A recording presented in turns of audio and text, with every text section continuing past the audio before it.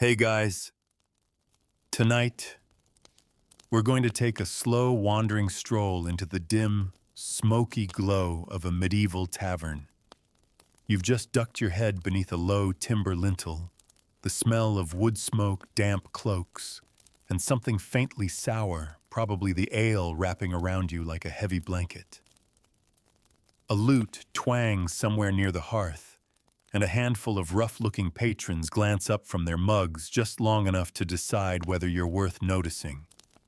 You probably won't survive this if you offend anyone in here, but don't worry, we're just visiting in spirit tonight.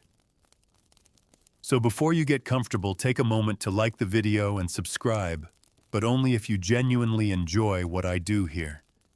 And hey, post your location and local time in the comments. I love seeing where in the world you're listening from. Now dim the lights, maybe turn on a fan for that soft background hum, and let's ease into tonight's journey together. You push the tavern door shut behind you, and the rush of outside air is quickly replaced by the close, almost damp warmth inside. The place feels alive, not in the way a festival is alive with trumpets and shouting, but in a lower, simmering way. Voices overlap like ripples in a pond, cups clink against rough-hewn tables, and the occasional bark of laughter cuts through the haze. The floor under your boots is sticky in places. The straw that was laid down weeks ago to soak up spills has flattened into a grimy mat, smelling faintly of beer and wet dog. The light is mostly firelight, a roaring hearth to the left, a scattering of candles along the bar, and the occasional lantern hung from the low, soot-blackened beams. It makes the air shimmer with a mix of gold and shadow. The people here sit hunched over their drinks, talking in low, conspiratorial tones. Most wear wool or rough linen tunics, their cloaks hanging from pegs hammered into the wall. A couple of them have swords leaning against their benches, blades glinting in the shifting glow. This is not a place for dainty manners. You make your way toward the bar, though the word bar is a stretch. It's more of a long plank of oak set atop casks scarred with knife marks, its surface sticky with ale that's been wiped only in streaks. Behind it, a stout woman with forearms like rolling pins sloshes a ladle into a barrel and pours a mug without asking what you want. The ale comes cloudy, a pale amber with a faint froth. It smells yeasty, a little sharp, nothing like the crisp, bottled lagers you're used to. You take a cautious sip. It's warm, flat, bitter in a way that almost bites the back of your tongue, but there's a strange charm in it, the kind of drink that forces you to slow down to accept that this is the flavor and it's not here to please you. This isn't a beverage. It's part of the place itself. A grizzled man 2 stools down is gnawing on a hunk of bread so dense you could probably use it as a weapon. Beside him sits a bowl of something that might once have been stew, a greasy broth with bits of carrot and onion floating in it, and a bone still clinging to scraps of meat. It smells hearty but also faintly of the stable. You realize that for many here, this is not just dinner.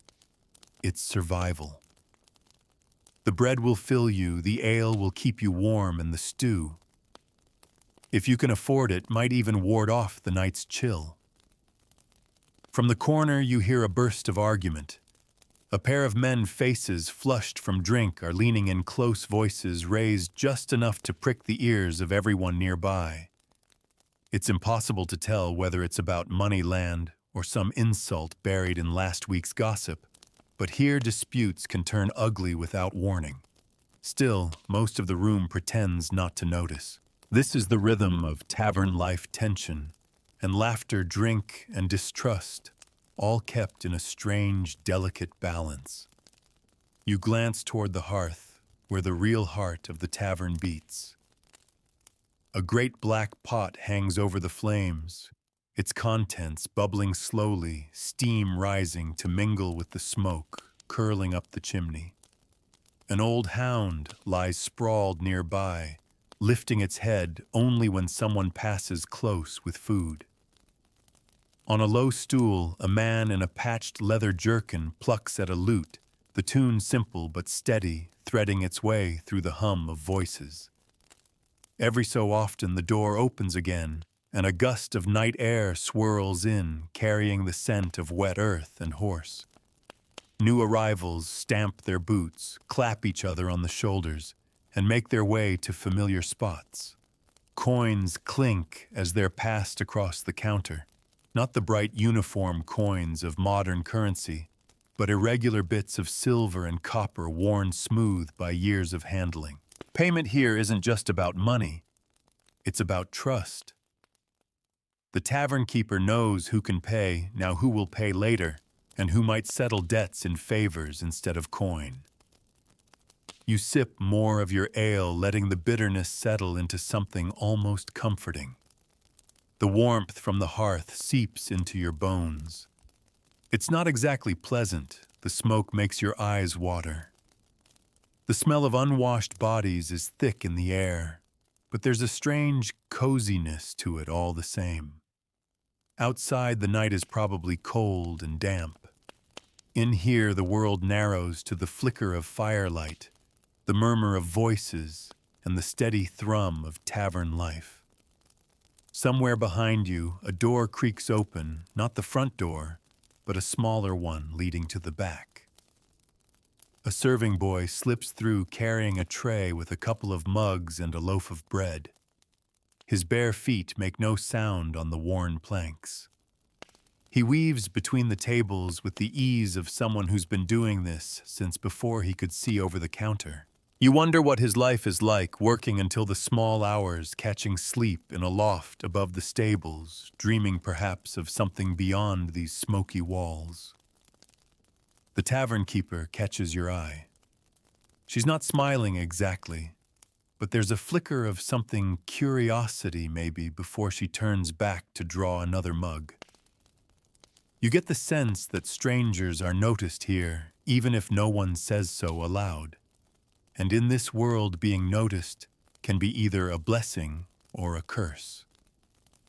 You take another sip, settling into your place at the bar, feeling the slow pull of the evening wrap around you like a heavy wool cloak. A man at the far end of the bar lets out a slow, satisfied sigh, the sort of sound that comes from someone who's already deep in his cups. His hand clutches the mug like it's the only anchor he has left to the world. The tavern keeper slides another refill toward him without a word. It's an unspoken ritual he drinks, she pours, and the coins, when he remembers them, will appear sooner or later. You notice the smell again, the mingled scents of wet wool, scorched fat from the hearth, and the faint ammonia tang of the rushes underfoot. Every tavern has its own particular bouquet, shaped by the building's age, the habits of its patrons, and the stubbornness of smells that have seeped into wood and stone over decades. It's not unpleasant exactly, more like a signature. The smell tells you you're not in a noble's hall or a marketplace, but somewhere in between, a place where news drink and gossip come together in an unsteady stew. Near the hearth, a woman with tangled hair leans in close to a merchant-looking fellow. Her voice is low, but her laughter cuts through now and then, high and bright, almost musical. The merchant's rings catch the firelight as he gestures with his hands. They're speaking in the rhythm of a bargain, a steady give and take, each leaning forward to press a point, each leaning back to listen and weigh the other's words. You suspect coin is involved, but perhaps not only coin. Deals in a tavern can be as much about trust, obligation, and future favors as about silver. A group of younger men has claimed a table in the corner, the kind where the shadows pool thickly enough that they can whisper without drawing much notice. Their boots are better made than most, their cloaks cleaner travelers, perhaps, or apprentices from the guild hall up the street. They're deep in a dice game, the little ivory cubes rattling against the table with each throw. Now and then one lets out a triumphant shout, but mostly the game is quiet, intense. In this place, gambling is both entertainment and risk. Fortunes can turn over a few rounds, and sometimes fists fly when the dice fall badly. You take another sip of your ale now, growing lukewarm in your hand. A drop runs down the mug and onto your knuckle. The taste seems less biting now, your tongue having grown used to its bitterness. You realize that in the slow rhythm of a tavern evening, the first mug is often a shock to the senses, the second a settling in, and the third, for those who go that far, the warm drift into forgetfulness. The serving boy passes again, this time with a wooden plate bearing 2 slabs of meat each, crowned with a tuft of onion. The smell makes your stomach tighten. You can't tell whether it's hunger or caution. The meat looks seared on the outside, but perhaps less cooked within, juices seeping into the rough-cut plate. Food here isn't prepared for refinement. It's made to fill a belly and keep a body upright through the next day's work. At the far wall, a man in a faded green cloak is carefully carving something into the table with a small, wicked-looking knife. No one seems inclined to stop him. Perhaps the mark will join the hundreds of others cut into the wood over the years, initials, crude drawings, maybe even symbols with meanings long forgotten. The table itself is thick, warped by time and use, and probably older than most of the patrons. The lute player shifts into a different tune, slower now, a lilting melody that seems to draw the firelight into sharper relief. It's the kind of music that makes you think of the road, the crunch of boots on frost-hardened dirt, the pale wash of dawn over hedgerows, the slow sway of a pack on your shoulders. Even in this cramped, smoky room, the melody opens a small window in your mind. Perhaps the others feel it too. A few faces have turned toward the music, Ya's soft mugs forgotten in their hands. Outside, the sound of a horse's hooves clopping on the cobbles filters in, faintly followed by the scrape of the tavern door. Another patron enters, a tall man in a hooded cloak, shoulders broad enough to nearly fill the doorway. He pauses just inside, pushing back his hood, to reveal a weather-creased face and a short beard flecked with gray. His gaze sweeps the room sharp and deliberate before he steps toward an empty stool. The tavern keeper greets him with the faintest nod and draws him an ale without asking. There's a rhythm to arrivals here, almost like the tide. Locals slip in quietly, their presence barely noticed, except by those they mean to see. Travelers announce themselves by their unfamiliar gear, the way they look around a beat too long before settling in. Strangers carry with them not just new coin, but news from the next village, the next shire, maybe even from far-off ports, whose names sound like stories. A man beside you mutters something about the road being dangerous after dark. Thieves, wolves, worse things if you believe the tales. He says it in a matter-of-fact way, as though such dangers are simply part of the world's fabric. And here in the tavern, those words settle easily. Outside, the dark is another country entirely. In here, the fire and the company form a kind of fragile refuge.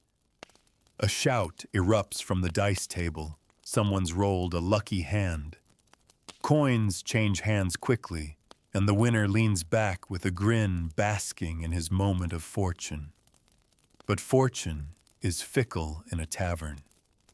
You know just from watching that the same man could walk away penniless before the night is done. You take in the scene as a whole, the mingled voices, the shifting firelight, the smells layered one atop another, like the strata of a long-settled city. It's not a clean place or a quiet one, but it's alive in a way that lingers in your bones. Every face here has a story. Every mug lifted to the lips is part of a ritual older than memory, to drink together, to share the same air and the same flicker of warmth against the dark outside. A pair of men shuffle toward the hearth, their movements slow with drink, and claim a bench near the old hound. One of them bends to scratch behind the dog's ears, murmuring something low enough that you can't quite catch it. The dog, wise in the ways of taverns, doesn't stir much, just leans into the touch with a sigh, the rhythm of his tail tapping softly against the floorboards. It's a sound so gentle it almost blends with the crackle of the fire. The serving boy returns from the back with an armful of split logs, dropping them into a wooden crate near the hearth. A moment later, the lute player pauses mid-tune, setting his instrument aside to take up a poker. He stirs the fire, coaxing the embers into a small flare of heat that pushes back the room's chill. Smoke curls briefly into the air before slipping up the chimney. You shift on your stool, aware of how time has been moving in here, or maybe how it's been standing still. The outside world seems far away now, reduced to a faint awareness of night beyond the walls. Inside moments are measured not by clocks, but by the rhythm of mugs being drained and refilled, dice being rolled, songs starting and stopping. Near the bar, an old man in a wool cap begins telling a story. His voice is low and gravelly, but carries just enough to reach the nearest tables. You catch fragments, something about a winter so harsh that ale froze in the barrels, about a man lost on the moors and found weeks later with frost still in his beard. The details shift with each telling you suspect, but that's the point. The tavern is as much a place for stories as it is for drink. The merchant and the laughing woman have moved closer together, now shoulders nearly touching. Their conversation seems less about bargaining and more about mutual amusement. You watch as she reaches across to take a sip from his mug without asking, and he doesn't protest. In this dim light, boundaries are looser possessions. Drink, even personal space, are shared more freely, at least among those who choose to share them. In the far corner, a shadow detaches itself from the wall. It's another traveler, judging by the mud still clinging to his boots and the way he carries a small leather satchel close to his setong. He finds a seat with his back to the wall where he can see the door and the rest of the room at once. You recognize the habit, the posture of someone who prefers to keep watch, whether from caution or habit. The tavern keeper passes near, collecting a couple of empty mugs in each hand. Her eyes flick toward the door, then toward the new traveler, then back again. It's not suspicion exactly, more a quiet cataloging. In her position, she must keep track of who comes and goes, which faces belong, which ones are passing through, and which ones might bring trouble. You notice the walls now, their plaster cracked in places, exposing the dark timber beneath. Overhead, the beams are blackened not just from years of smoke, but from countless winters when the hearth was the only source of heat. Along the walls hang a few crude decorations, a rusted horseshoe for luck, a small bundle of dried herbs, a roughly painted image of a saint whose name you can't quite read in the dim light. They are small charms against the larger uncertainties of the world outside. The dice players have paused their game to argue quietly over a disputed roll. One man swears he saw the cube land differently before it was knocked aside. The others shake their heads, grinning the tight grins of those who have been here before and know the argument won't change the outcome. Eventually, the game resumes, and the tension eases back into the usual rhythm of chance and bravado. Your ale is nearly gone now, and you debate whether to ask for another.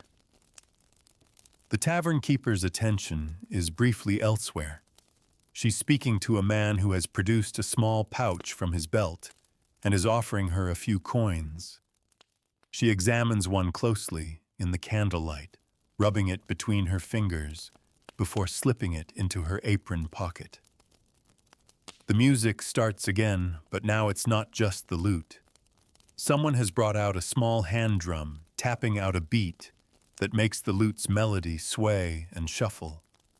A couple of patrons near the hearth begin clapping along, not quite in time, but with enough enthusiasm to make up for it.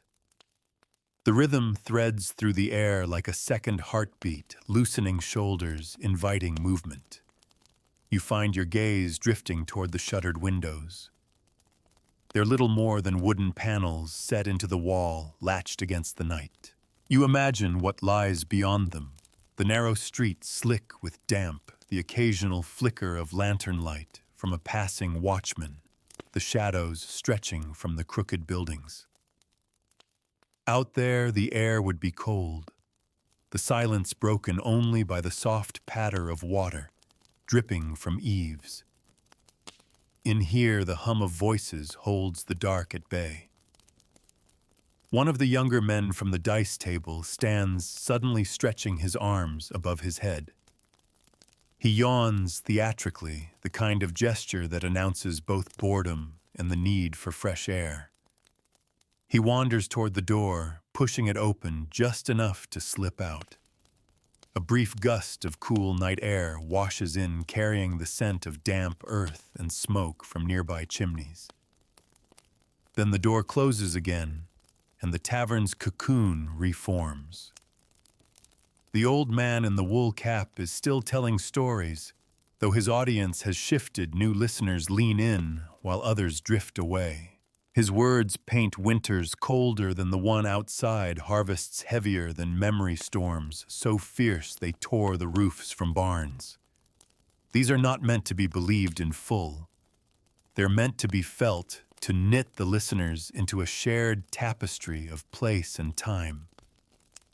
You glance at the empty space where your ale had been and decide you might as well have another. When the tavern keeper catches your eye, she nods slightly, as though she had already known your choice. Another mug appears before you, warm and clouded, smelling faintly of yeast and wood. You wrap your hands around it, letting the heat seep into your fingers, and take a slow, deliberate sip. The fire pops loudly, sending a brief cascade of sparks up the chimney. For a moment, all eyes turn toward it, the room briefly united by that small burst of light. Then the murmurs resume, the drumbeat continues, and the tavern settles back into its endless, unhurried rhythm. The second mug sits heavier in your hand, and you take smaller sips now, not out of caution, but because you've fallen into the tavern's pace, slow, measured, unbothered by the ticking of any clock. Outside time might be racing toward midnight. In here it stretches like warm taffy, bending into its own shape. A burst of laughter comes from near the hearth, louder than the rest, the kind of sound that makes other tables glance over instinctively. A wiry fellow with an uneven beard is reenacting some tale, his arms flailing for emphasis. Every so often, his voice jumps an octave to imitate another character in his story, sending his companions into fresh fits of mirth. His mug sloshes dangerously, but somehow he manages not to spill a drop. You notice a faint pattern in the crowd. The older drinkers anchor themselves at the bar, quietly nursing their mugs, while the younger ones tend to cluster at tables, swapping stories and challenging each other to games. The traveler in the green cloak still hasn't moved from his stool by the wall, though his eyes follow every newcomer with the patience of a cat watching a doorway. The lute player shifts again, now plucking a quick dancing tune. The hand drum keeps time, the rhythm bouncing off the low ceiling beams. A couple of younger patrons tap their feet in time, the urge to dance evident in the way their shoulders sway. But there's no space for a true dance here. The tables are too close, the room too full. Still, a few manage small twirls beside their benches, laughing as they bump elbows and mutter apologies. You glance toward the back of the tavern, where a narrow doorway leads to what you suspect is the kitchen, though kitchen might be too grand a word. You imagine a cramped space with a small table, a chopping block, and a fireplace where pots hang over coals. Food here doesn't come from tidy rows of ingredients. It comes from whatever the day has offered: a side of salted pork, a brace of rabbits, perhaps a few carrots or onions from a neighbor's garden. The tavern is part of a larger web fed by hunters, farmers, and traders who pass through with goods to barter. The serving boy darts through the doorway, now this time balancing a jug of water and a small bundle wrapped in cloth. He passes the cloth to the tavern keeper, who tucks it beneath the counter with a practiced motion. Whatever's in there, it's not for public eyes. Perhaps coin, perhaps something more interesting. In a place like this, goods often change hands quietly, with no need for witnesses. A low murmur ripples through the crowd as the tall man who arrived earlier pushes back his stool and stands. His presence seems to command space. Even without speaking, people shift subtly to give him room. He moves toward the bar, exchanges a few quiet words with the tavern keeper, and then slips a small leather-wrapped parcel onto the counter. She doesn't open it, just covers it with her palm and slides it out of sight. The exchange is brief, unremarked, but not unnoticed. The traveler in the corner tilts his head ever so slightly, watching. The music softens for a moment, and in that lull you hear the crackle of the hearth, more clearly the pop of a knot giving way in the logs. The smell of wood smoke is stronger now, mingling with the scent of meat still roasting somewhere out of sight. Your stomach makes a small protest. You hadn't realized how hungry you were until the smell wrapped itself around you. A woman passes by carrying a tray with 3 mugs. She's younger than the tavern keeper, with her hair tied back and sleeves rolled to the elbow.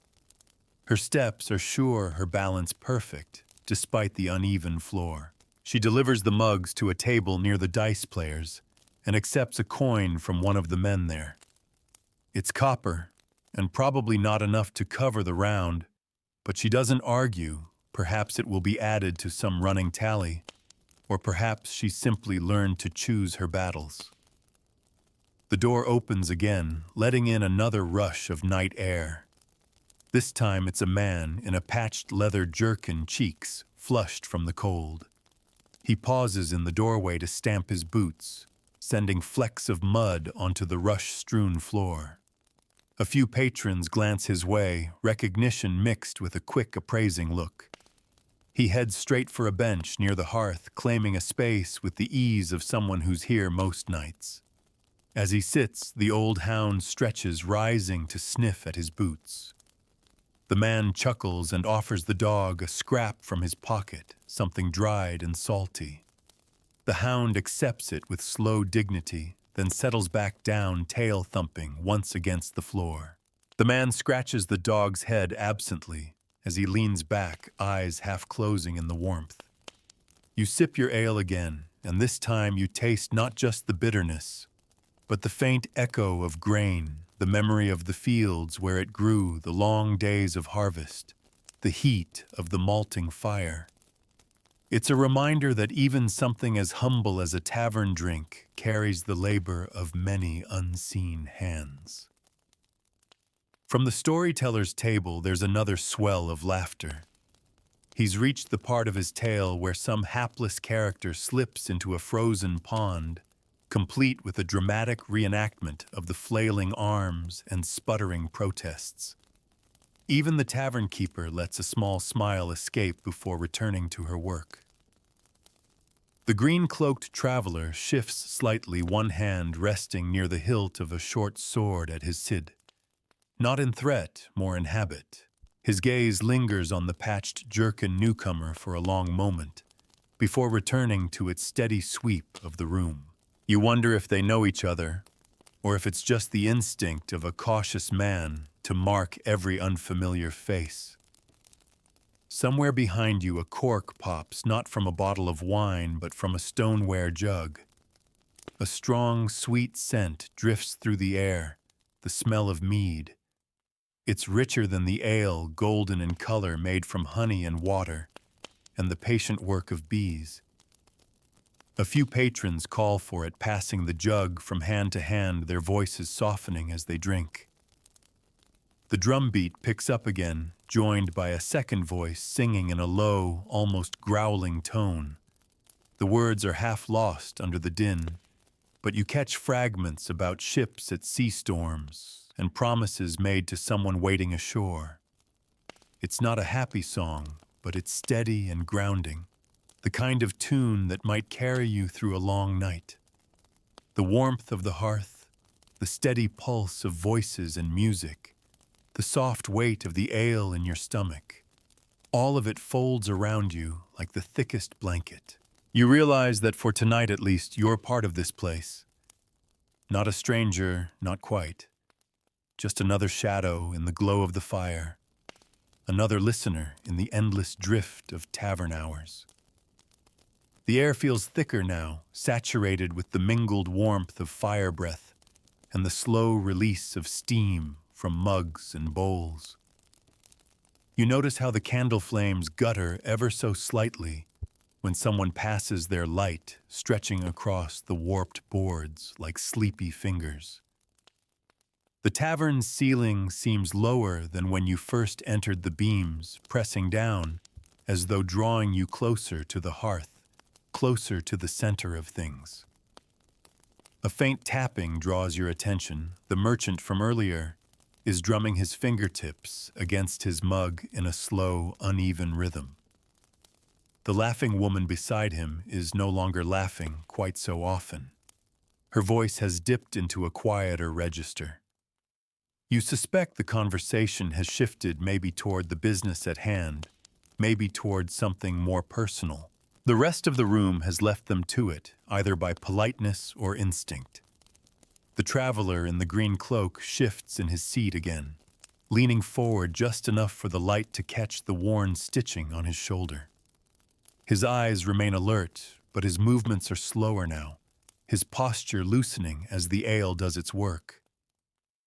You've seen it in others here too, the way people let their guard slip one notch at a time, trusting the tavern to hold them for the night.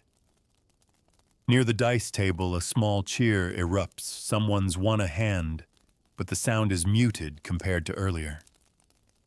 The game has slowed. Coins change hands more lazily, and the throws come less frequently. There's a certain rhythm to games in taverns, a rush of early energy, a deep middle stretch where the players simply settle into the habit of rolling, then a final burst near the end, when everyone realizes the night is slipping away. You glance toward this bar, where the tavern keeper is speaking in low tones with a man who's half hidden by the shadow of the shelves. His hands move quickly, not nervously, but with practiced precision as he produces something wrapped in waxed cloth. She doesn't look at it for long before tucking it away. The entire exchange takes no more than a few heartbeats. You wonder how many such quiet dealings happen in the course of a night unseen by most eyes. The music drifts into another gentle lull, the lute playing softer now, as though even the strings are growing drowsy. Without the drum's heartbeat, the sound is more like a slow tide lapping at the shore, unhurried, inevitable. A couple of patrons close their eyes briefly, their heads tilting toward the sound. It's not quite a lullaby, but it carries the same quiet pull. Your second mug is empty now, though you can still taste the bitter ghost of ale on your tongue. You leave it before you fingers resting lightly on the worn wood of the bar. There's no rush for another. The heaviness in your limbs is pleasant, a warmth that has nothing to do with the hearth. From somewhere behind the hearth's glow, the old storyteller clears his throat, drawing a small cluster of listeners closer.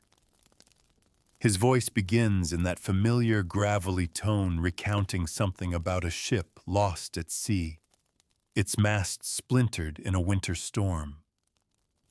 The tale winds on threading together scraps of truth and invention. It's less about the details than the cadence, the slow rocking of the words. Even if you don't follow every turn, you find yourself leaning toward it, as though the sound alone might keep you anchored. A sudden gust rattles the door in its frame. The latch holds, but the sound draws a few glances toward it. Outside, the wind has shifted. You can hear it in the way the timbers hum faintly, the draft creeping in at the edges of the shutters. Nights like this, the dark feels heavier than usual, pressing against the walls, reminding everyone why they've come here, instead of sitting alone by their own hearths. The serving boy reappears, carrying a shallow wooden bowl of coals toward one of the far tables. He sets it down carefully under the bench, warming the feet of a pair of older patrons who nod their thanks. Such small comforts are easy to miss, but they stitch the place together, the quiet hospitality that doesn't announce itself but is felt nonetheless. The patched jerkin newcomer has joined the dice game now, his laugh carrying just enough to mark him as the loudest at the table. He slaps the back of another player in good humor after a particularly poor throw, then tosses his own with a flick of the wrist. The cubes clatter across the table, coming to rest in a way that draws another small cheer. By the bar, the mead drinkers are talking in that loose, slow fashion of those deep into their cups, their words spilling over each other, looping back to the same points, their laughter arriving a beat late but warm nonetheless. The tavern keeper glances their way now, and then a silent gauge of how much longer they might last before sleep claims them. The green-cloaked man finally stands stretching, as though his back has been stiff for hours. He drops a coin onto the bar silver, judging by the way it catches the candlelight, and murmurs something to the tavern keeper. She nods, her face giving away nothing. He moves toward the back, disappearing through a low doorway you hadn't noticed before. Perhaps it leads to a sleeping loft, or maybe just a storeroom. Either way, his absence shifts the room's balance ever so slightly. You turn back toward the hearth. The fire has burned down to a steady bed of embers, the flames smaller now, the light softer. It throws longer shadows, shapes that seem to stretch and curl along the floor. The old hound stirs in his sleep, letting out a low, contented groan. The storyteller's voice slows, drawing his latest tale toward its conclusion. He speaks of a promise never kept, a ship never found, and a name carried away by the wind. When he finishes, his listeners remain quiet for a moment longer than usual, as though reluctant to let the spell break. Then someone coughs softly, and the tavern's hum resumes. You take a deep breath, letting the smoke-tinged air settle into your lungs. It's not the kind of place you'd write about in gilded letters, but there's a comfort here that's hard to explain, a rhythm and warmth that belongs to the night and to those who choose to share it. The air in the tavern has taken on that late-night thickness when the warmth from the hearth no longer feels like something you notice, but something you wear. The voices have dropped a little lower, as though everyone has subconsciously agreed that the night is winding itself into smaller, tighter moments. Even the lute player has let his hands rest for now, the instrument propped gently against the bench beside him. You find yourself noticing the smaller sounds, the slow scrape of a mug across wood, the faint creak of the building's timbers adjusting in the wind, the distant shuffle of someone moving in the back room.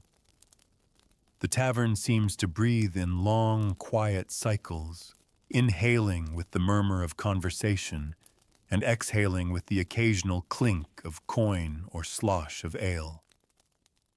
The merchant and the woman at his side have abandoned all pretense of bargaining. They lean toward each other, now their faces lit softly by a candle between them. Her hand rests near his fingers, tapping a small, almost private rhythm. You get the sense that they've reached the part of the evening where nothing more needs to be said aloud, where the unspoken is more interesting than any deal they might have struck. The dice game has grown sluggish, the throws slower, the stakes smaller. Laughter still bubbles up now and then, but it has softened at the edges. One player yawns openly, his eyes squinting in the firelight, as if the act of focusing has become more effort than it's worth. Still, the game goes on, because stopping would mean admitting the night is almost done. At the far side of the room, two older men sit shoulder to shoulder, their mugs nearly empty. They speak rarely, but when they do, their words carry the slow certainty of people who have known each other for decades. Each nods along to the other's points, even when the other is mostly repeating something already said. Their comfort is not in new conversation, but in the act of sharing the same silence together. The tavern keeper moves between tables with the quiet authority of someone who knows exactly what needs doing, without ever needing to rush. She tops off mugs, without asking, clears plates with a nod, and passes a few quiet words to the serving boy, who disappears into the back once more. Every so often, her eyes scan the room in that habitual sweep, a quick measure of who is close to leaving, who might need another drink, and who is worth keeping an eye on. A faint hiss draws your attention to the hearth. A blackened iron pot has been pulled closer to the embers, and steam rises in lazy curls. The scent of something sweet lingers, perhaps apples stewing with honey, or dried fruit softened in warm wine. It's the kind of smell that makes you imagine wrapping your hands around a hot cup, feeling the heat push through your fingers. A drink like that isn't for quenching thirst. It's for reminding yourself that winter is kept at bay for at least one more night. Near the door, the patched jerkin newcomer is speaking to a pair of men who must have arrived while your attention was elsewhere. They stand with their backs to the wall, cloaks still dusted with frost, their cheeks raw from the wind. One holds a leather pouch that jingles faintly when he shifts his stance. The conversation between them is low and quick, and though no one is watching openly, you sense that more than a few ears are tilted subtly in their direction. The mead drinkers have reached that stage of the night where their voices sound like a slow-rolling tide, words spilling and overlapping, but with no need to reach a conclusion. One begins humming a song low and tuneless, and the others join in their voices, mingling into something almost like harmony. It's not music meant to impress anyone. It's simply the sound of company refusing to dissolve just yet. A log in the hearth collapses with a muffled thud, sending a brief shower of sparks upward. The old hound raises his head to watch them fade, then settles again with a contented sigh. His ears twitch once, catching some sound beyond your range, but he doesn't stir further. You wonder how many nights he's spent here listening to the same ebb and flow of voices, the same soft crackle of fire, the same shifting of chairs and mugs, the The serving boy reappears, carrying a small ceramic jug in both hands. He places it on a nearby table, pouring out a thick, golden liquid for a pair of patrons. The smell of honey is unmistakable now, rich and heavy in the air. One of the drinkers nods in thanks, sliding a coin toward the boy, who tucks it away without counting.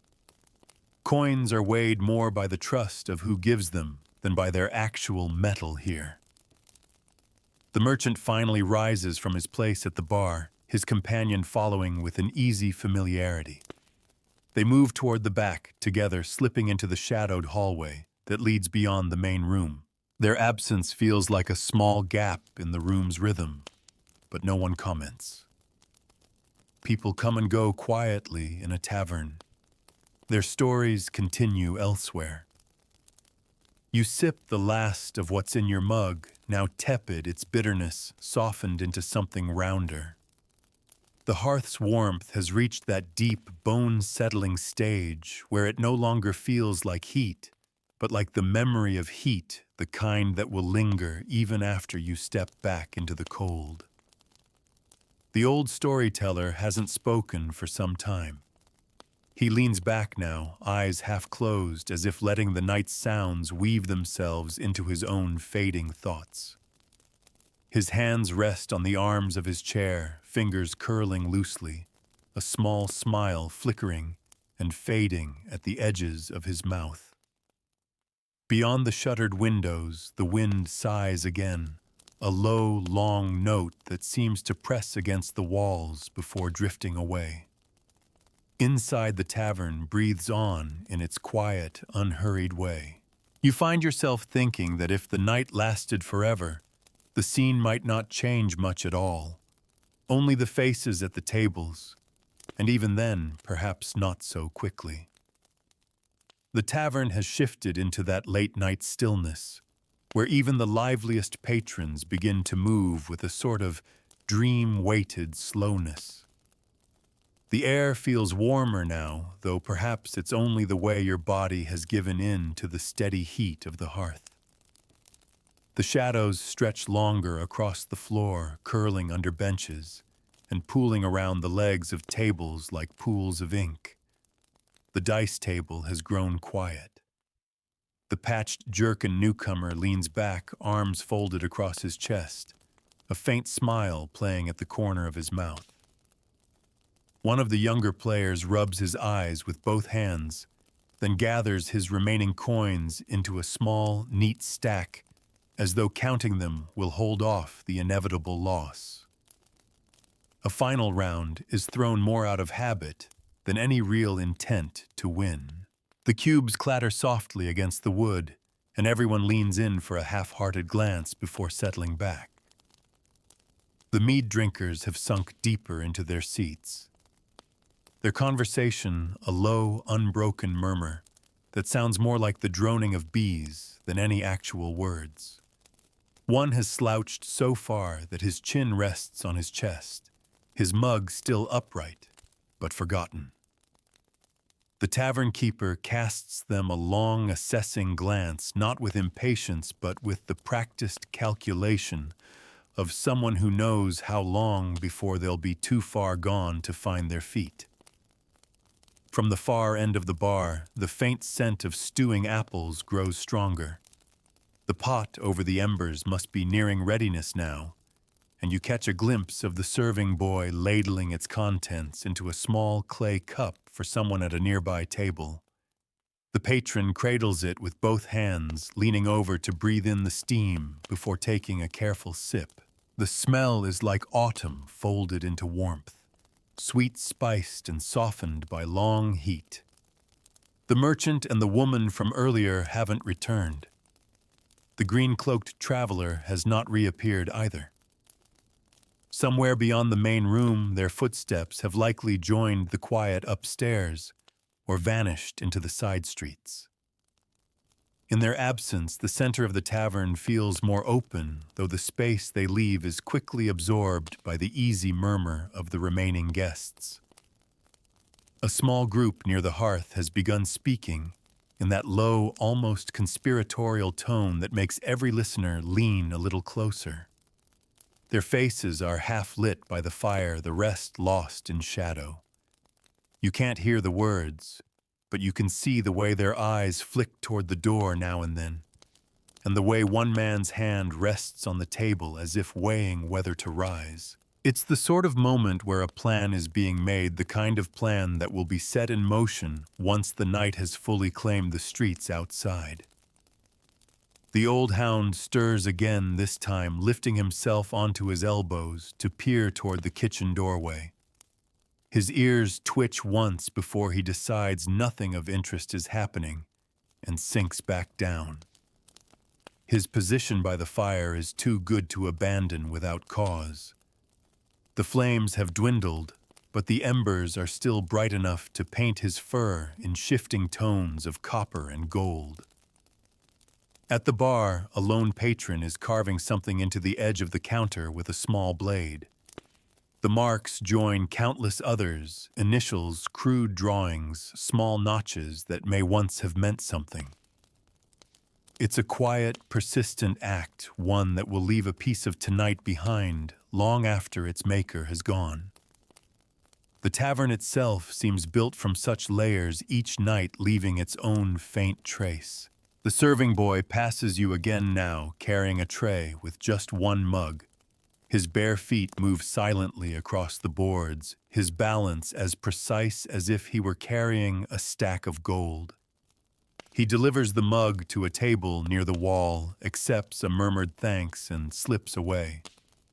You find yourself wondering how long he's been awake and how many more hours the night will demand from him before he can claim his own rest.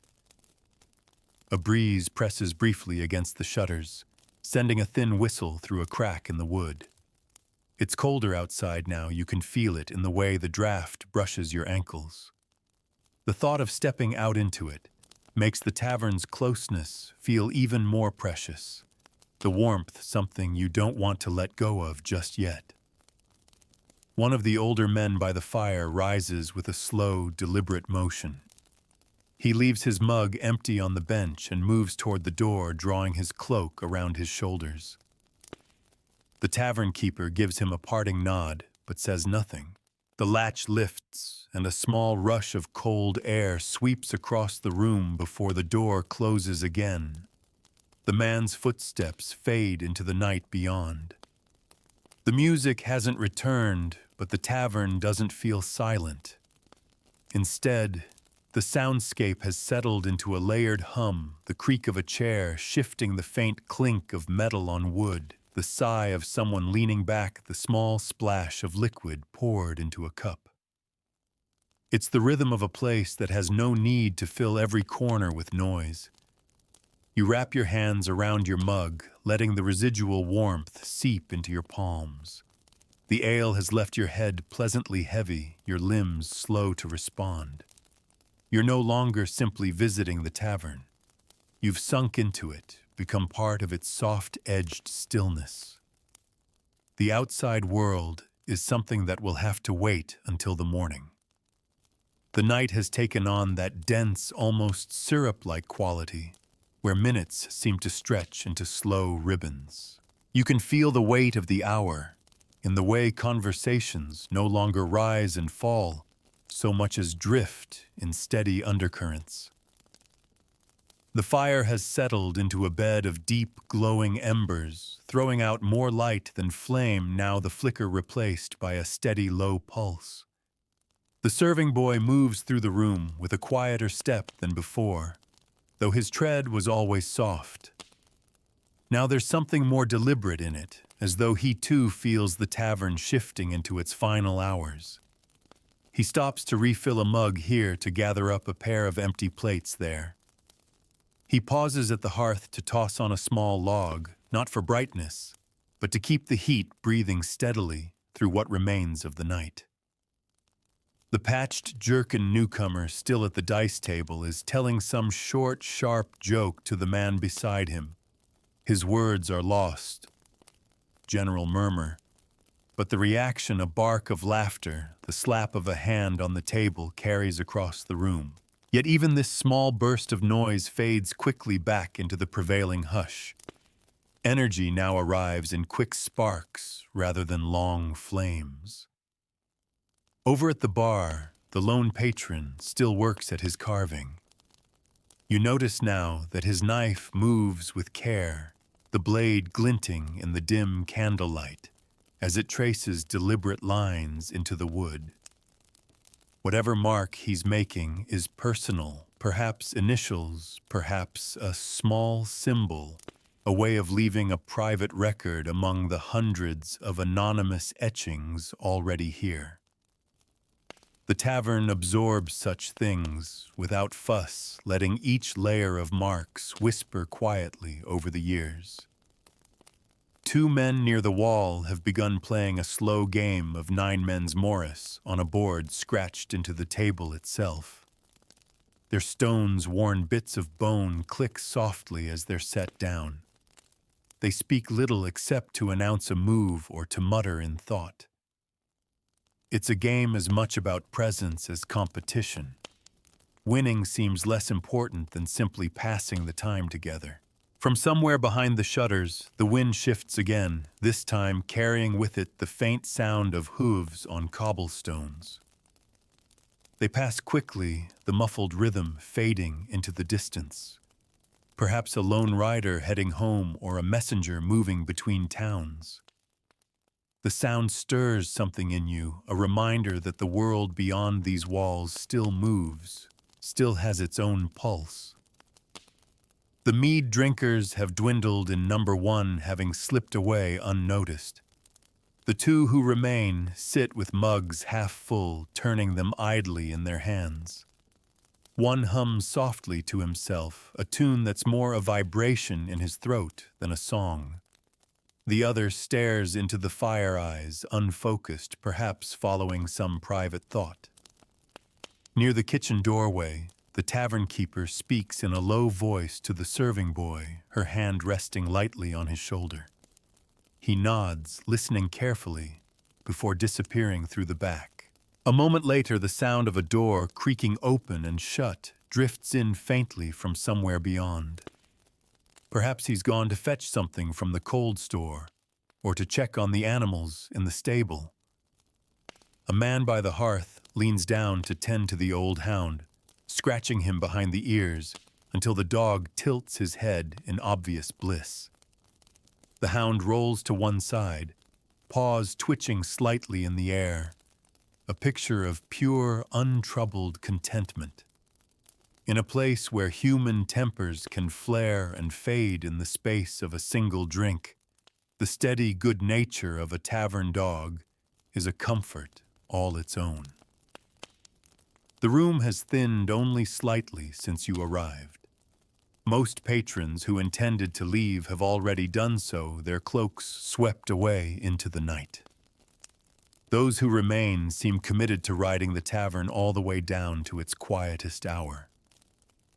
It's a kind of fellowship, an unspoken agreement that you will all share the same pool of warmth and shadow until the embers burn low. You lift your mug for another sip and find it nearly empty. The tavern keeper catches your glance and raises an eyebrow, the silent question clear. You shake your head gently, deciding to let the night finish what's left in its own time. She nods once and moves on her presence, both constant and unobtrusive.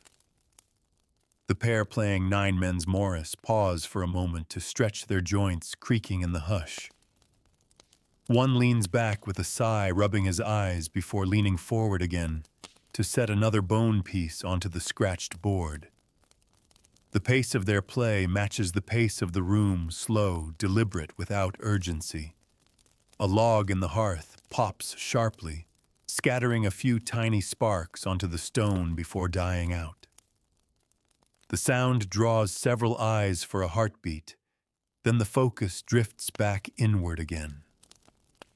It's a small reminder of the hearth's life, that even in its gentlest phase, it can still stir the air. The serving boy returns through the kitchen doorway, brushing a strand of hair from his eyes. He carries a small bundle of rags in one hand and a clay pot in the other. He sets the pot carefully on the counter, its contents steaming faintly, before disappearing again into the back. The tavern keeper moves to inspect it, nodding once before covering it with a cloth. You realize that even as the night deepens, the tavern's work never fully stops. The drinks may slow, the conversations may soften, but there is always some quiet task being done, a pot tended, a floor swept, a mug set in place for tomorrow's first customer. You lean back slightly, letting your shoulders sink into the shape of the bench. The heat from the fire reaches you still, though it's more of a gentle warmth, now the kind that encourages stillness. Outside, the wind murmurs against the shutters, but in here the air feels steady, cradled. The tavern has settled into its deepest hour, the one where even the most restless patrons seem anchored to their seats as though moving would disturb something sacred in the stillness. The air is thick now, not just with smoke, but with the quiet presence of people too comfortable to speak unless necessary. The conversations that do happen are in murmurs with long pauses, where only the fire fills the space between words. The embers in the hearth glow with that soft, hypnotic light that seems to draw the eyes again and again. Their color is not the fierce orange of earlier flames, but a rich, steady crimson like metal heated to perfection. Every now and then a faint crackle breaks the hush, the sound so small it seems to come from far away. The old hound has shifted onto his other side, paws curled neatly under him now, his breathing slow and even. At the bar, the man who had been carving earlier wipes his blade on his sleeve and slips it into a sheath at his belt. His work is finished, though. You can't quite see the mark he's left. He runs a fingertip over it once, as if to make sure it's real, then pushes his empty mug toward the edge of the counter. The tavern keeper picks it up without a word, the smallest nod passing between them. The 9 men's Morris players have abandoned their game, the stones gathered into a small pouch.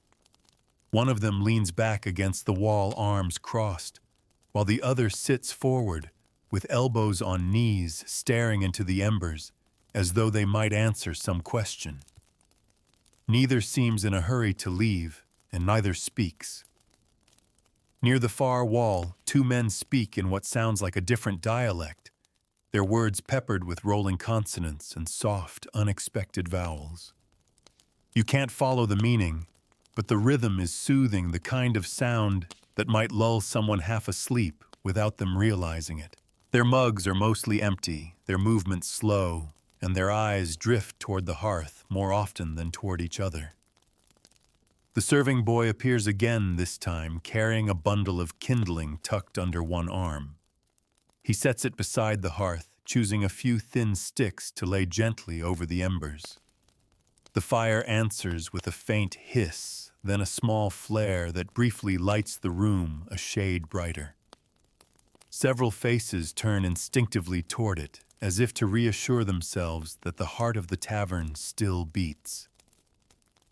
The patched jerkin newcomer stands at last, stretching his arms over his head until his joints pop faintly in the quiet. He drops a couple of coins onto the dice table, not to anyone in particular, just as a kind of parting gesture. Then he shrugs into his cloak, fastening it slowly before making his way toward the door. The tavern keeper gives him the same brief nod she gave the other who left earlier, and he returns it with equal economy. The latch lifts, and for a moment, cold air brushes against your ankles before the door closes again. The mead drinkers have gone entirely still now, their mugs sitting untouched before them. One has his head tipped back against the wall, eyes closed, but not yet surrendered to sleep. The other sits forward, chin in hand, staring at nothing in particular. They are in the last drift of the evening, that hazy space between decision and surrender, where leaving seems as much trouble as staying. A faint clink comes from behind the bar as the tavern keeper stacks a few clean mugs on a shelf. She works quietly, her movements sure but unhurried. There is no need for speed now. The night will close when it's ready. She glances around the room with a practiced eye, noting each table, each patron, each place where a candle has burned down low. From outside comes the faintest scrape of metal, perhaps the sound of the street gate being drawn shut for the night, or a watchman shifting his spear. It's a reminder that the world beyond still exists, even if it has faded from the minds of those inside. The wind carries a sharper note now, the kind that hints at frost forming on stone. A woman near the door pulls her cloak tighter around her shoulders and stands murmuring a farewell to the man beside her. She leaves a small coin on the table, then moves toward the exit with a quiet decisiveness. When the latch lifts, the cold rushes in again, though this time it feels sharper, cleaner, the kind of cold that would bite the lungs after too long indoors. The door closes quickly behind her, and the tavern breathes again into its warm cocoon. The serving boy returns to gather her mug and wipe the table with a rag that has seen better days. He moves slowly, his eyes slightly glazed with fatigue. A yawn escapes him before he can stifle it, and he glances toward the tavern keeper, who only raises one eyebrow in a way that might mean just a little longer. Somewhere toward the back, a door creaks and shuts again. It might be the green-cloaked traveler moving in the unseen spaces of the tavern, or it might be nothing at all. In a place like this, not every sound demands explanation. The building is alive in its own way. The wood and stone and air are shifting as the night wears on. The candle on your table is burning low now, its pool of wax creeping toward the rim. The flame dances when you breathe near it, as though testing the boundary between light and dark. Around you, the tavern exists in layers of shadow and glow. The faces soft, the details blurred. You take a slow breath, feeling the warmth settle deep in your chest.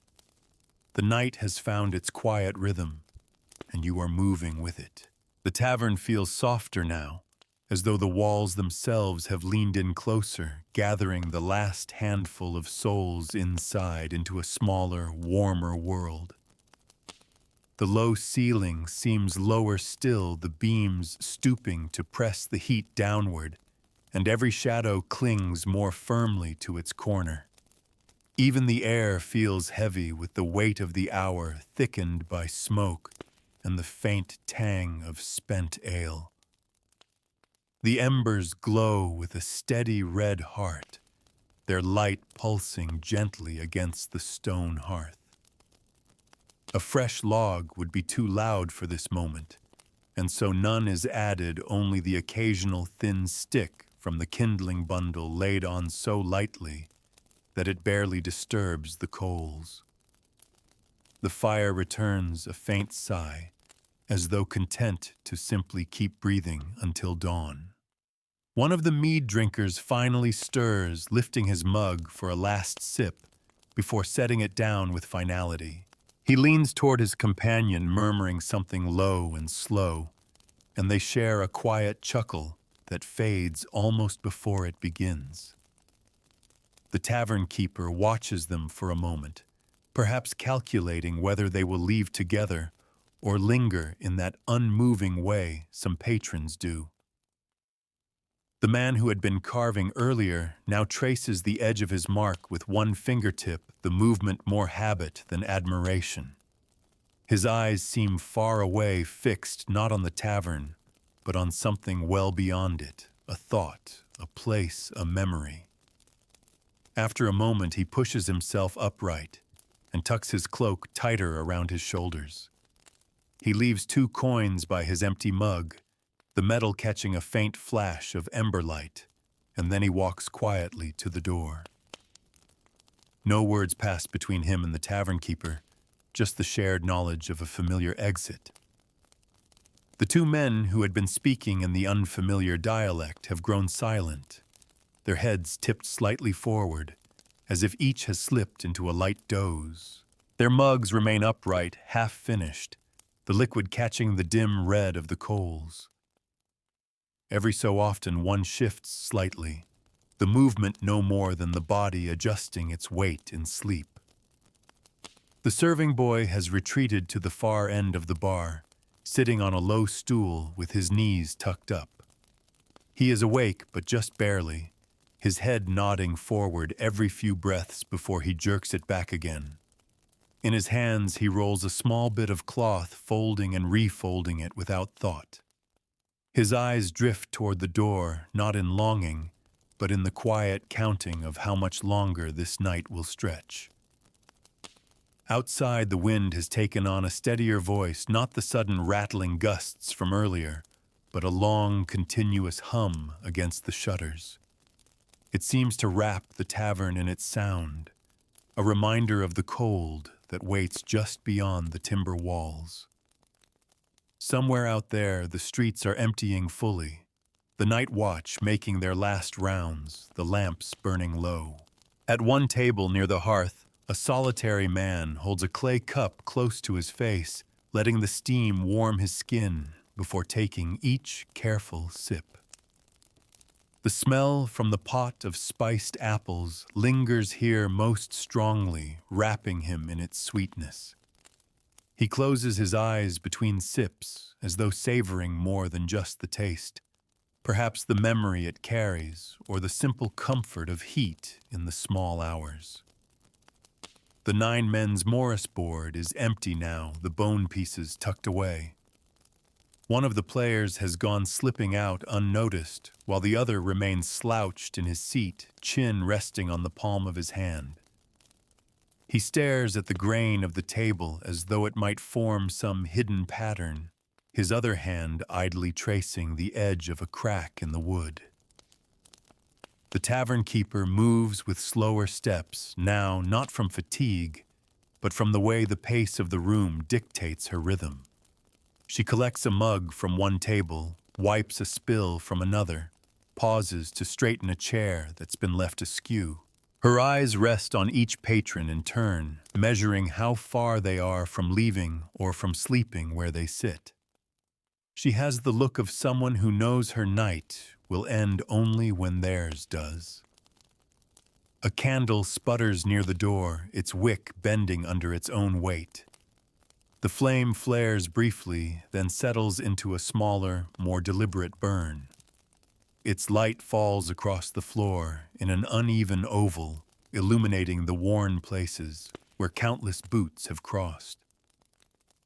For a moment you find yourself tracing those paths in your mind, imagining the hundreds of arrivals and departures that have passed through that small patch of light over the years.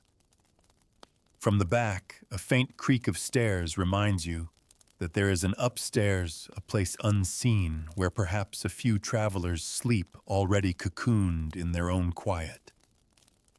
The sound fades quickly, swallowed by the tavern's low breathing.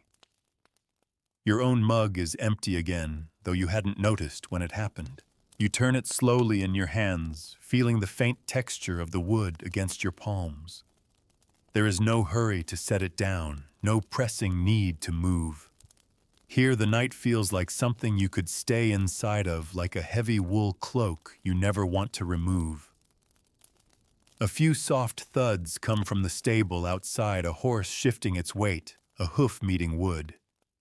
The sound is distant, but grounding, reminding you that the tavern's life extends beyond these 4 walls into the darker spaces where other warmth is kept.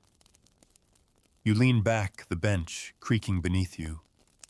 The ember light paints the edges of the room in a steady, unblinking glow. There is no sense of time passing here now, only the slow deepening of stillness and the quiet companionship of those who remain. The tavern has reached the hour where the quiet isn't just a mood, but a weight pressing gently against every movement, every sound. It's a quiet that doesn't demand silence. Rather, it persuades it, coaxing voices into murmurs and footsteps into whispers. Even the tavern keeper, whose presence has been a steady current all night, moves more softly now, as though she too is mindful of the hour's hush. The embers have dimmed further, but they still glow in their steady heart red, a warmth that radiates without flicker. The hearth's light no longer competes with candlelight. It joins it, pooling together in patches that glow like islands in a sea of shadow. The thin sticks of kindling added earlier have burned down to delicate skeletons of ash still holding their shape until the faintest breath will crumble them. One of the mead drinkers finally decides to stand. He does so slowly, one hand on the table for balance, the other pushing his empty mug toward the center. His companion stirs at the movement, lifting his head just enough to watch him gather his cloak.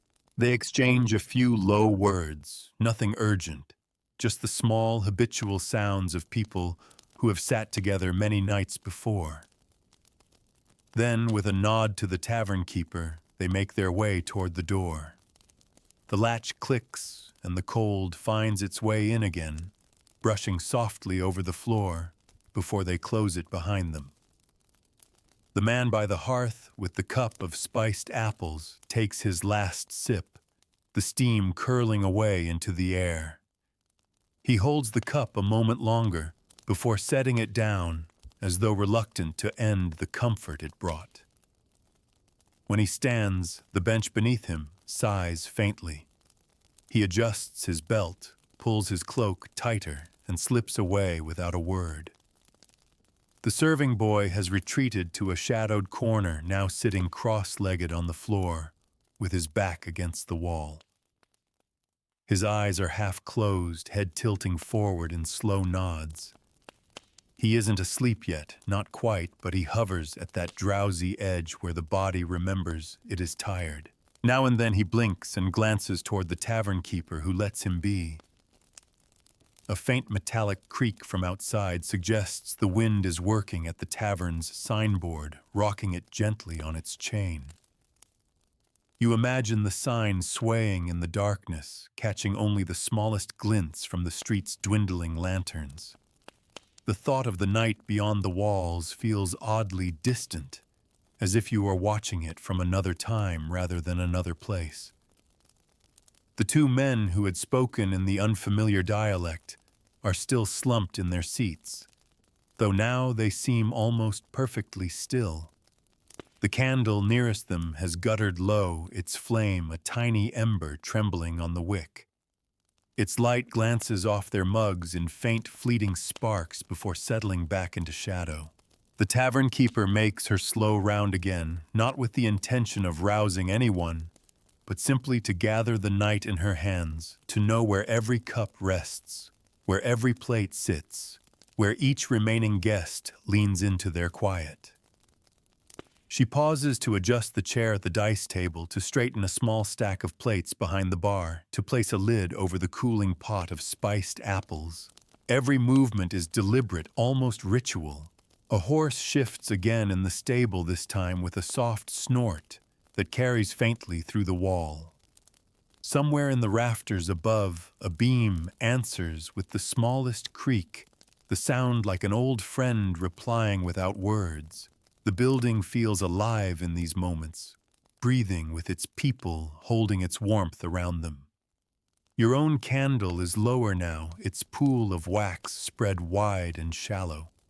The flame flutters gently each time you shift your weight, casting long, slow-moving shadows across the worn grain of the table.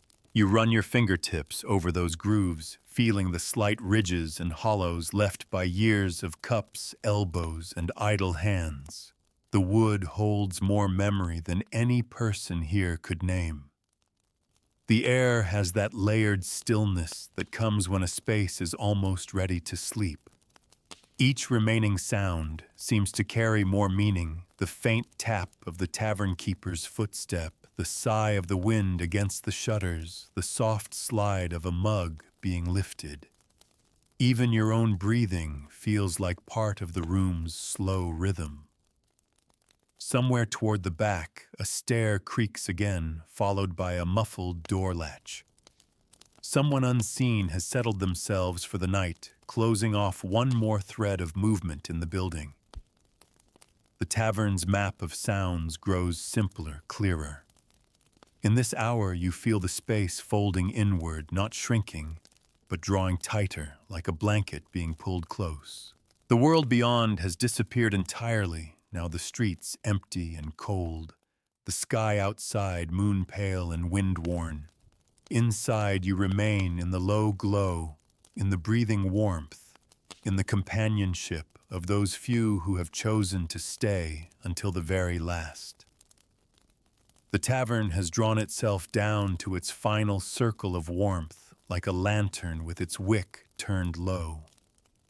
Every sound seems amplified in the quiet: the faint scrape of a chair leg, the muted clink of ceramic against wood, the sigh of someone shifting in their seat. Even the embers in the hearth seem to burn more softly, their glow steady but hushed, their heat spilling outward in slow, invisible waves. The last handful of patrons are arranged in scattered pockets. Each seems wrapped in their own thoughts, now their earlier talk long since faded to silence. One man sits at the edge of the hearth, with both hands stretched toward the coals. Not because he's cold, but because the gesture feels right at this hour, a way of keeping the connection with the fire just a little longer. His eyes move lazily between the embers and the floor, as if following some private path only he can see. At the bar, a woman cradles her mug in both hands, elbows resting on the worn plank. She stares into the liquid as though reading it, as though there might be an answer in the swirls of foam. She doesn't drink from it anymore. She only holds it, letting the warmth pass into her fingers. The tavern keeper passes her once without comment, as if knowing that sometimes a person needs to hold on to a cup for the same reason they hold on to a thought. The two men in the unfamiliar dialect have shifted at last, leaning toward each other in a slow exchange of words. Their speech is barely more than a thread of sound, and you catch nothing of its meaning, only the rhythm, a low rise and fall, that weaves itself into the background hum of the place. Every so often, one of them nods, eyes half closed, as though agreeing more with the tone than with the content. The serving boy remains in his corner, knees drawn up, chin resting on them. His eyes are closed now, though his breathing hasn't yet fallen into the full rhythm of sleep.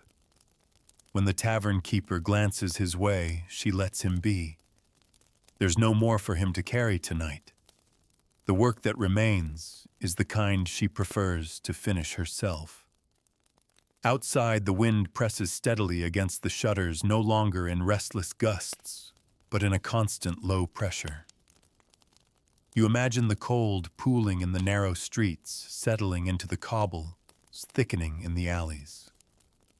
Beyond the sound of the wind, the world is empty, no passing voices, no hooves, no carts, no bells. The hour has claimed the town entirely. The man with his hands outstretched toward the hearth leans back at last, exhaling a long breath that seems to carry away the last bit of restlessness in him. He reaches for his cloak, which hangs limp from the back of his chair, and swings it over his shoulders with a slow motion. He stands, adjusts the clasp, and makes his way toward the door. His boots make soft, deliberate thuds on the floor, each one sounding like a farewell. The door opens, the cold swirls in sharp and immediate, and then is shut away again. Only 3 patrons remain now, not counting you. The woman at the bar, the pair speaking softly at their table, and the solitary figure still slouched in the corner nearest the door. That corner figure hasn't moved for some time, his head tipped back, eyes closed. He might be asleep or simply hovering at the edge of it, lulled by the slow breathing of the room. The tavern keeper sets down a clean mug with a muted clink, the sound seeming almost ceremonial in the hush. She straightens a cloth on the counter, folds it neatly, and places it to one side. These are the small rituals of closing, the kind that say the night is not yet over, but is quietly preparing for its end. Your candle burns with a thin, fragile flame now. Its wax has pooled to one side, threatening to spill over the edge. The flame gutters briefly when a draft stirs the air, then steadies again, stubborn in its small circle of light. The shadows around it seem larger now, as if they're leaning closer to reclaim their space. You take one last slow breath, feeling the air thick with wood smoke, faintly sweet with the ghost of spiced apples warm in the chest from the ale settle inside you. This is the hour when even thoughts move more slowly, where each blink feels like a long pause. You realize you've been sitting still for longer than you'd thought, your body molded to the shape of the bench, your hands resting without weight on the table. Somewhere in the back, a latch clicks faintly. The tavern keeper disappears into that shadowed space for a moment, returning with a folded blanket draped over her arm. She crosses to the corner where the slouched figure sits, and with a kind of quiet grace lays the blanket over him. He doesn't stir, but the gesture seems less about waking him and more about allowing him to stay just a little longer. You look toward the hearth again. The embers have dimmed another shade, but they're still alive, still holding their slow, steady light. You can feel their warmth from here, and you know they'll last until morning or until the tavern keeper decides it's time to let them fade. The room has reached that delicate balance where it feels as though nothing more will happen, and yet you don't want it to end. The warmth, the stillness, the muted shapes of people in half-shadow. It all hangs in the air like the last note of a song. You realize you've been breathing in time with the slow rhythm of the hearth, your chest rising and falling in unison with its faint glowing sigh. The woman at the bar has begun to gather her things, but she does it in pieces first, a slow pull of her cloak from the back of her stool, then a careful folding of a scrap of cloth she'd been using as a scarf. She takes her time draining the last mouthful from her mug, rolling it across her tongue as if tasting the whole night in one sip. When she sets the mug down, she rests her hand on it a moment longer before sliding it toward the tavern keeper. No words pass between them, just a shared look that carries a kind of quiet respect. At the far table, the two men speaking in the unfamiliar dialect rise almost together, their movements a mirror of each other. They exchange a few last low phrases, punctuated by brief nods, before turning toward the door. One leaves a small coin on the table, the other a folded scrap of parchment weighted down by the mug. The parchment is not read or claimed. It will be found later, perhaps meant for the tavern keeper, perhaps for someone who has yet to arrive. They pass out into the cold, in a brief gust of air, the latch settling back into place with a muted click. Now there is only the slouched figure in the corner, the one with the blanket draped over him. The tavern keeper glances his way, her expression unreadable, and begins her slow circuit of the room. She gathers a stray mug, here wipes a damp ring from a table there, each motion part of a ritual she's repeated hundreds of nights before. She moves to the bar, stacking a few plates, with a soft ceramic whisper, then pauses to bank the embers with the poker, nudging them into a tighter cluster of heat. The serving boy hasn't moved from his place in the corner. His breathing is even now, the kind that belongs entirely to sleep. A fold of shadow hides his face, but his posture tells you he has fully given in to rest. In some unspoken agreement, the tavern keeper lets him be. The work that remains can wait until morning. The boy has carried enough of the night on his small shoulders. The air seems warmer than before, though you suspect it's not the temperature so much as the absence of movement. The cold drafts that crept in with each opening of the door are gone now, replaced by a sealed-in warmth that has nowhere to go but stay. It carries the scent of the night's layers, the mellowed smoke, the faint sweetness of old fruit, and honey, the deep earthiness of ale long finished. The slouched figure in the corner stirs at last. His head lifts slowly, the blanket slipping from one shoulder. For a long moment he seems caught between waking and not blinking at the room, as if unsure where he's landed. Then with a soft exhale he leans forward, gathering the blanket loosely in his hands. He doesn't fold. It just lays it on the bench beside him before standing. His steps are slow but steady as he makes his way to the bar. The tavern keeper meets him there, their brief exchange too low to hear. She offers him a nod and a faint upward turn of her mouth. Not quite a smile, but warmer than formality.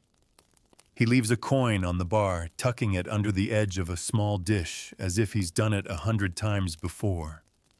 Then he turns toward the door. The latch lifts for what might be the last time tonight, and the cold rushes in, not fierce but insistent. The figure steps out into it, closing the door behind him with care. Now the tavern holds only you, the tavern keeper, the sleeping boy, and the quiet. The embers glow in their low circle, the shadows deepening in the corners. A candle near your table sputters, the last of its wax pooling toward one side before the flame steadies again. You take in the space, the worn planks underfoot, the beams etched with soot, the tables wearing the marks of countless hands, and realize you're seeing it as it exists in its truest state, emptied, breathing slowly, waiting for morning. The tavern keeper begins the final sweep.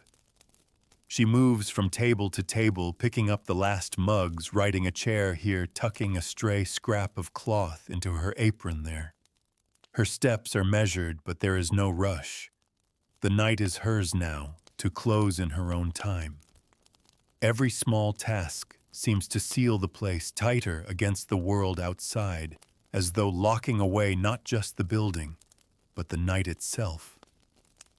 The embers shift with a faint settling crackle. The heat they give is enough to keep the room from surrendering to the cold, but no more than that. Their glow paints the underside of the tavern keeper's hands as she works a reminder that the fire is still alive, not for long, but enough to carry the room until dawn's gray light finds it. And in this hour you understand that the tavern is not simply closing. It is resting, folding itself inward, the way living things do when the dark has reached its deepest. The tavern is yours now in the way a place belongs to whoever is still awake to see it. The benches, the tables, the curling shadows in the corners, all of it lies open to your gaze, unguarded and still. The only other movement comes from the tavern keeper as she works through her quiet end-of-night rituals, each one so familiar to her hands that they seem to perform themselves. She moves to the hearth first, crouching low to stir the embers with a slow, patient motion. The poker makes the faintest scrape against the stones and the coals shift with a sigh of heat flaring just enough to light her face in a red-gold glow. She studies them for a moment, as though gauging their strength, then adds a single stick of wood, not enough to spark flame, just enough to keep the heart of the fire breathing a little longer. The room hums with its own small noises, the distant creak of the signboard in the wind, the soft thud of a mug set down on the counter, the occasional rustle of the blankets still draped over the bench where the sleeping boy rests. It's the kind of quiet that's layered, the kind you can step into and feel how many nights before this one have ended the same way. Your candle has nearly burned itself out, the wick curling into the last shallow pool of wax. Its flame leans and straightens, as though deciding whether to keep going. In its unsteady glow, the surface of your table looks like the map of some forgotten land hills and valleys, worn by the press of mugs, rivers, carved by spills long since dried. The tavern keeper's work carries her past your table. She glances at your empty mug, then at you, one eyebrow lifting in a silent question. Another drink, or is your night finished? You shake your head gently. She gives a single nod and moves on, gathering your mug with the same quiet efficiency she's shown all night. The boy in the corner stirs, curling himself tighter against the wall, as if the movement might shield him from waking. His hair has fallen across his face and his breathing is steady, slow. The tavern keeper pauses to tuck the blanket closer around his shoulders, her hand lingering for a moment before she straightens. There's no hurry to send him upstairs. He'll sleep where he is until morning calls him back to his duties. From outside, the wind presses once more against the shutters. It's less a knock than a steady palm testing the timbers. The room holds firm, the warmth unbroken, though you can feel how thin the barrier really is. One latch, a few inches of wood. That's all that keeps this quiet world from dissolving into the cold night. The tavern keeper begins dimming what's left of the light. She pinches out one candle after another, the smoke from each curling upward in lazy threads before vanishing into the rafters. Each extinguished flame seems to pull the walls in closer, shrinking the world to the hearth and your own small circle of glow. When she returns to the bar, she takes a moment to lean her palms against its surface, looking around the room with an expression that's part assessment, part quiet ownership. This is her domain, reduced now to its truest form. No noise, no strangers, just the bones and breath of the place she keeps alive. You let your eyes roam the empty spaces, the dice table now bare, the corner where the merchant and the laughing woman once leaned close, the spot near the hearth where the storyteller had sat spinning winter storms into words. They are all empty now, their warmth faded into memory, but the room still holds their shadows. The embers shift again, settling lower their edges, dimming to a soft, pearly ash. The stick of wood the tavern keeper added earlier is still glowing faintly, but it won't last much longer. In this moment, it feels as though the tavern and the fire are breathing in time with each other, each keeping the other alive until the night decides otherwise. The tavern keeper looks to you again, not to ask anything this time, but as if to measure how close you are to leaving. She doesn't rush you. The night has already gone so far that a few more minutes won't change its course. You're the last one, the final thread in the fabric of this evening, and she will close the weave only when you choose to let go. You linger for a moment longer, letting your eyes trace every small detail you've grown used to over the course of the night. The soot-darkened beams above, the deep grooves worn into the bar's edge by generations of elbows, the faint glimmer of coins stacked neatly in a clay dish behind the counter. The sound of the wind outside has softened, or maybe it's just that the tavern has closed itself so tightly around its remaining warmth that it's harder to hear. The tavern keeper makes her final quiet rounds. She straightens a chair, here tucks a folded cloth into a shelf there. The embers in the hearth have grown small, but remain steady like the last watchful eyes in the room. She doesn't add another stick this time. The fire will carry itself the rest of the way to morning without help. Your candle has almost burned to nothing. The tiny flame wavers in the draft, leaning toward its end. You watch the last thin curl of wax run down its side, pooling in a shallow dimple at the base. It's not quite out yet, but you know it soon will be. The boy in the corner sleeps on, curled tight under his blanket. The tavern keeper glances toward him once, then back to you, and in that look you understand without words. This is the shape the night will keep until morning. She'll let him rest where he is, let the tavern keep breathing in its own slow rhythm until the pale light begins to seep in through the shutters. You stand at last. The bench gives a small creak beneath you, the sound feeling oddly louder in the quiet. The tavern keeper straightens slightly as you move toward the door. There's no farewell beyond a simple nod, but it carries the weight of every unspoken courtesy between strangers who have shared the same warmth for a time. The latch is cool under your hand. As you lift it, the wind presses in gently, not as a push, but as a reminder that the world outside has been waiting. The smell of damp earth and wood smoke greets you sharper now after the heavy softness of the tavern air. You step out onto the cobblestones, the door closing behind you with a solid, familiar click. The street is empty. The moon, pale and distant, hangs above the roofs like a watchful lantern. Your boots sound different here, sharper, echoing faintly between the walls of sleeping houses. You glance back once. Through the small window beside the door, you catch the dim glow of the last candle and the steady red heart of the hearth. The signboard above sways slightly in the wind, its chain giving a soft creak. You turn away and start down the narrow street. Behind you, the tavern stays where it has always been, its night folding in upon itself, keeping safe its warmth, its shadows, its quiet.